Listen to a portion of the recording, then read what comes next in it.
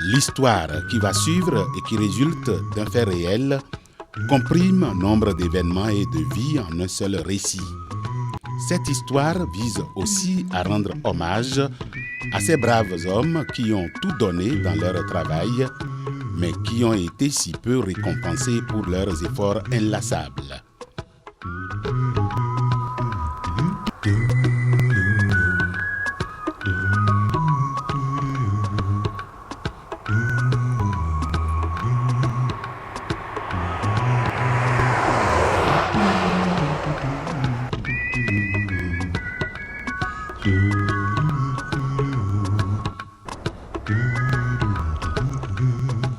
On m'appelle Julien Achadé. Pour raison d'études, d'abord, et de service ensuite, j'ai quitté mon village depuis quelques années.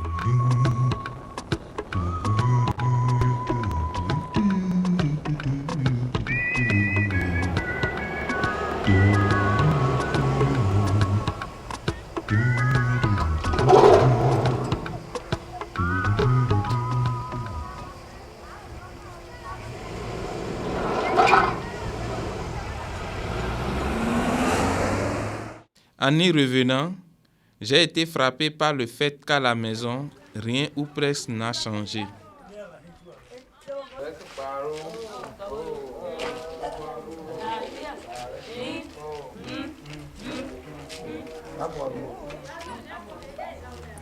À l'exception de 2 modestes constructions en terre pétrie, les bâtis qui sont là sont ceux que j'ai laissés en quittant et qui sont aujourd'hui presque trentenaires.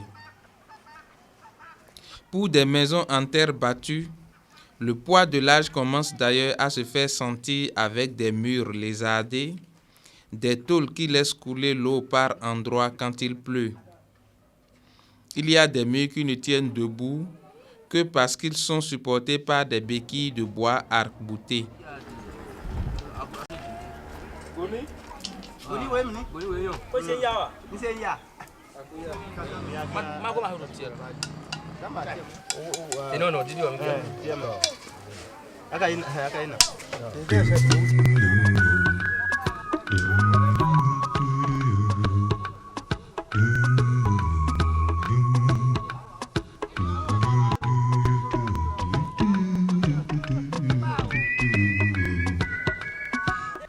Comment expliquer l'état de dénuement dans lequel mes parents végètent?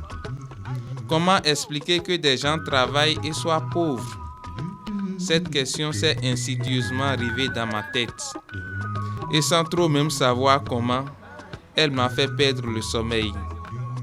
Désormais, jour et nuit, je ne suis hanté que par cette question, ma question. Comment peut-on travailler et s'appauvrir en même temps?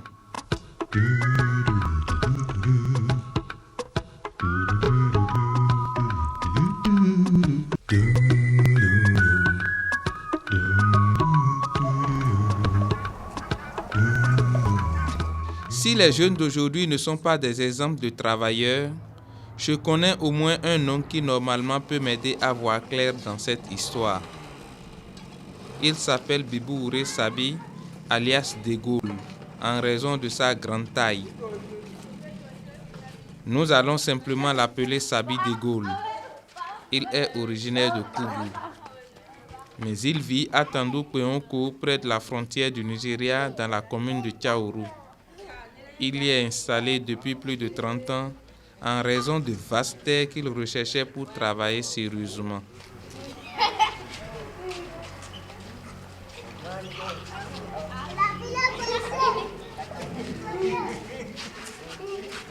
Je suis croyant sur les bords, pratiquant aussi. Dieu le Père m'a plus d'une fois fait la preuve que lorsque vous défendez honnêtement une cause juste, il se met toujours à vos côtés.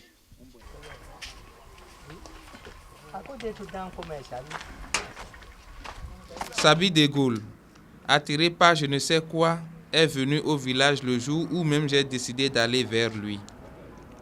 Mon affaire ne pouvait donc mieux tomber. Je n'ai pas perdu une minute avant de lui faire part de ma préoccupation. Et, si ce n'est que cela, après toi, la balle est dans ton camp. Je retourne à la ferme dès demain. Nous pouvons y aller ensemble, a-t-il opiné en guise de réponse. Sans qu'il l'ait dit, j'ai quand même eu l'impression qu'il s'est senti accusé. Ce genre d'accusation qui transparaît dans le regard d'un enfant et qui transgresse le cœur des parents. Pourquoi n'avez-vous pas fait ceci? Pourquoi n'avez-vous pas fait cela?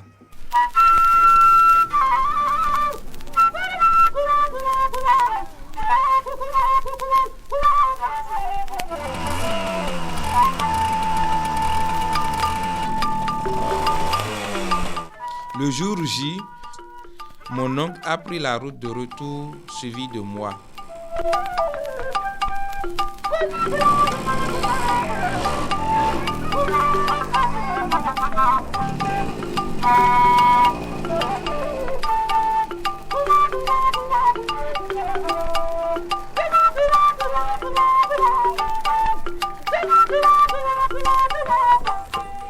Le chemin qui va à Tandou-Péonko passe par le fleuve Okpara.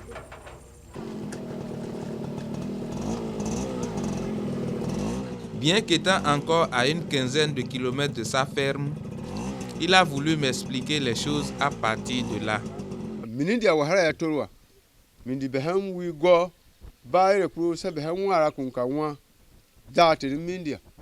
Ce fleuve fait partie des obstacles à notre développement.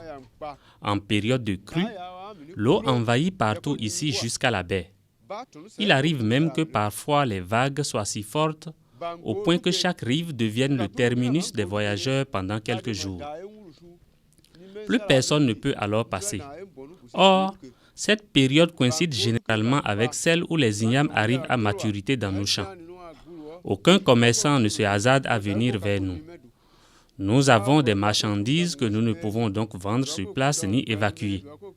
En période d'accalmie, ce sont des pirogues que nous utilisons pour la traversée. Mais cela n'est évidemment pas sans risque. Je peux te dire que parfois, 7 à 10 personnes y périssent annuellement.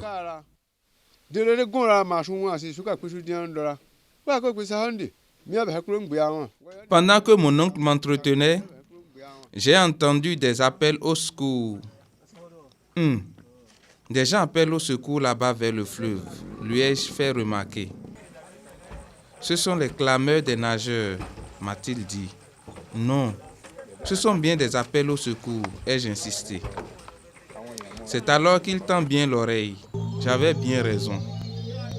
Des « au secours, aide-nous », tantôt en français, tantôt en bariba, amplifiés par l'écho des arbres du fleuve, se faisaient de plus en plus entendre.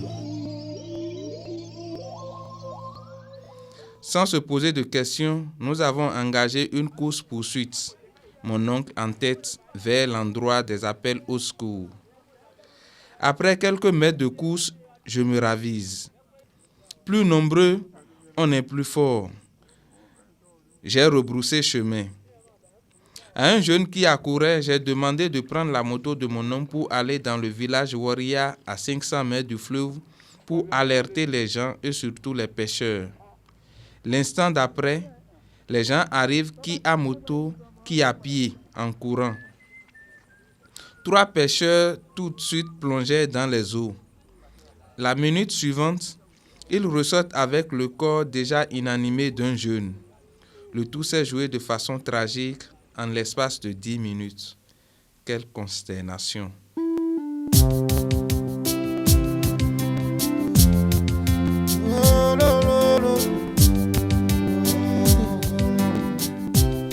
Mon oncle me dit, tout s'est passé comme pour corroborer ce que je te disais.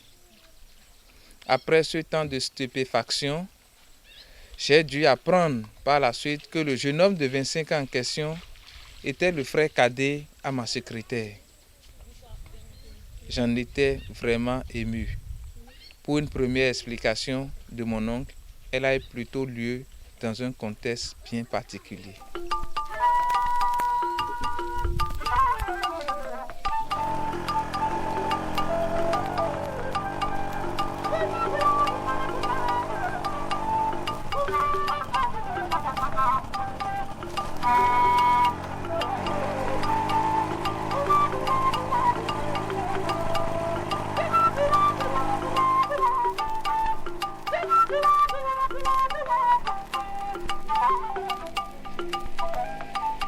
Mon oncle arrive enfin à la ferme. Cette ferme, je la connais bien pour y être allé déjà plusieurs fois. Pour l'instant, nous n'allons pas nous y attarder. Rappelez-vous, nous sommes venus pour les activités champêtres. Parlant justement d'activités champêtres, la tête de pont des cultures de mon oncle cette année est le coton conventionnel. 4 ans après avoir abandonné cette culture, il y est retourné parce que le nouveau chef de l'État élu du Bénin a promis de relancer la culture du coton. Un brave paysan comme mon oncle n'attendait pas mieux. Il rassemble alors ses énergies et emblave 18 hectares de coton conventionnel. Alors que les jeunes pousses de coton annonçaient la promesse de belles récoltes, voilà que des problèmes inattendus et insoupçonnés surgissent dès les premiers traitements.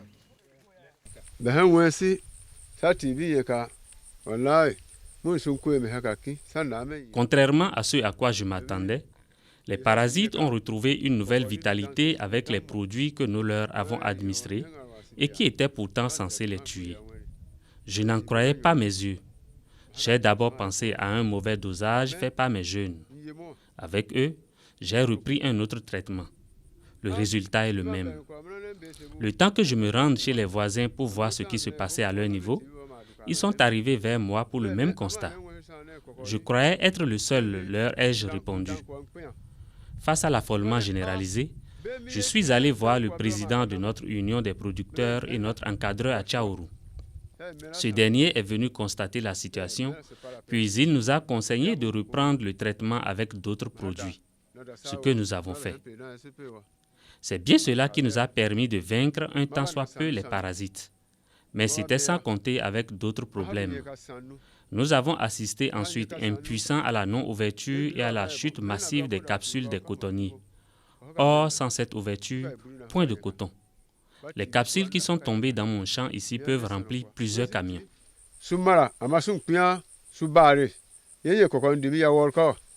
À partir de cet instant, nous n'avons donc plus besoin d'être devins ou spécialistes pour savoir que la production ne sera pas bonne. La peur au ventre, Sapi de Gaulle, aidé de ses ouvriers et de sa famille, a fait aussi la récolte. J'ai récolté sans trop d'espoir ce qui est resté, non sans constamment me demander si mon coton pouvait dépasser les 10 tonnes. 2 mois se sont écoulés depuis la fin de la récolte. Faute de camions, le coton est resté dans le champ, exposé au risque d'incendie et pourquoi pas de vol, avant qu'il ne soit finalement évacué vers une usine de Parakou. Après pesage, le coton a donné 12 tonnes, un peu plus que le pronostic de mon oncle, mais en baisse considérable tout de même au regard de la superficie emblavée, 18 hectares. Avec cette superficie emblavée, mon oncle, compte tenu de ses expériences antérieures, escomptait environ 30 tonnes. Il s'en sort avec moins de la moitié. Pour les faits, voilà le résultat de sa campagne cotonnière. Doit-on en rester au fait? Certainement pas. Souvenez-vous que les problèmes de mon oncle ont commencé au lendemain d'un traitement phytosanitaire, c'est-à-dire après l'usage d'un produit censé lutter contre les parasites. J'ai cherché à connaître ce produit.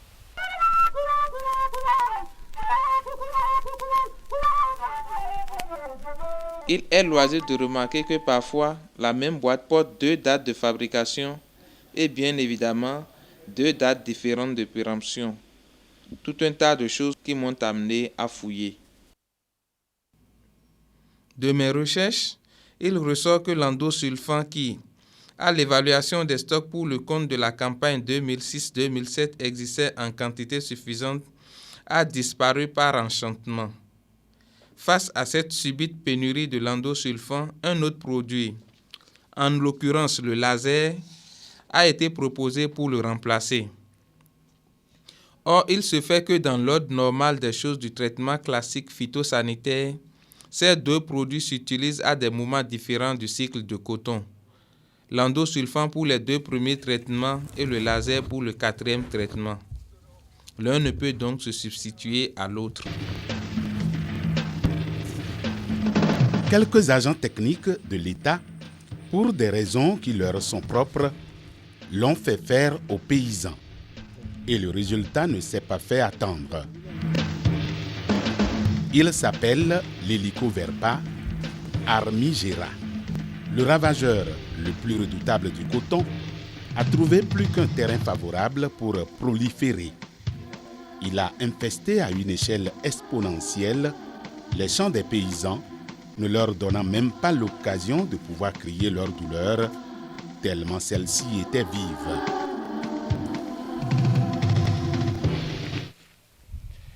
En conclusion, nous sommes ici en présence de deux coups bien assénés aux paysans. D'abord, des produits de qualité douteuse, en raison de leur date de péremption visiblement trafiquée. Ensuite, des produits utilisés à la place d'un autre et à un moment où il ne faut pas. Décidément, la coupe est bien pleine pour des gens qui ne demandent qu'à vivre de leur pitance. Par le fait d'une mafia oligarchique et des fonctionnaires sans scrupules, sans foi ni loi, de pure censure, des pères de famille et millions d'autres personnes voient ainsi leur vie compromise.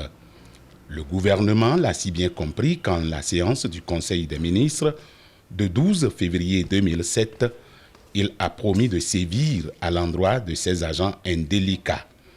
Dans un pays où l'impunité est la règle d'or, l'intention vaut déjà l'acte.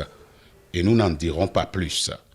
De l'autre côté, qu'a-t-on fait pour soulager la peine des gens qui se retrouvent à ramasser les pots qu'ils n'ont pourtant pas cassés? Ceux-là qu'on peut appeler les souffres-douleurs, les éternels laissés pour compte du système. Rien. Beaucoup d'entre eux se sont retrouvés empêtrés jusqu'au cou dans des dettes des intrants. Par curiosité, je me suis amusé à calculer la perte subie par mon oncle.